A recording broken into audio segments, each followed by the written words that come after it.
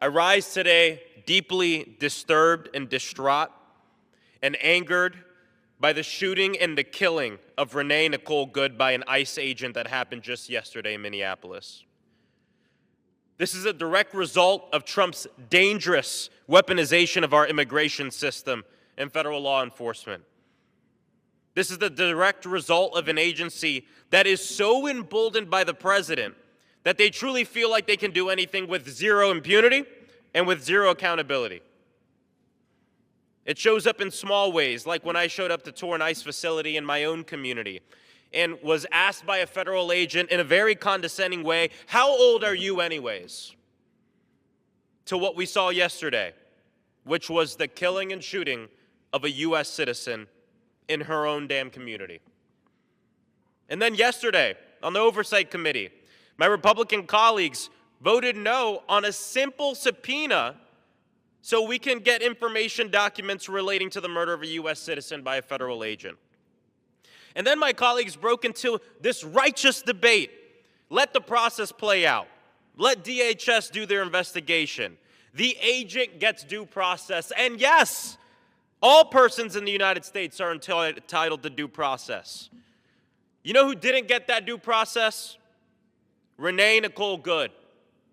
Because the agent was the judge, the jury, and the executioner in the middle of a residential neighborhood. You know, there was no process or due process before the administration that runs our nation labeled her as a domestic terrorist just minutes after this happened. We won't allow this president to gaslight us, and we won't allow this administration to lie to us about what we've seen before our very eyes.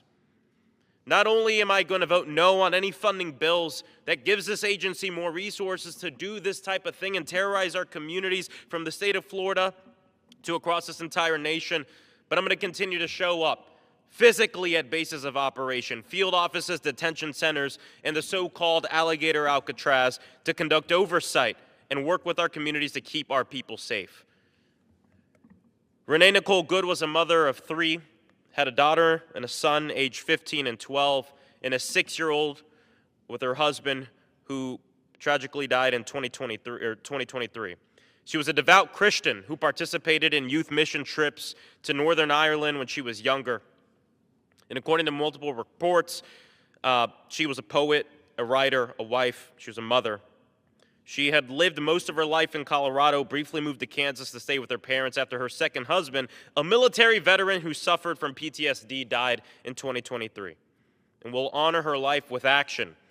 Of course, fighting to end gun violence, because what happened yesterday was gun violence, but also to fight to end ISIS's campaign of terror on our communities and on our people.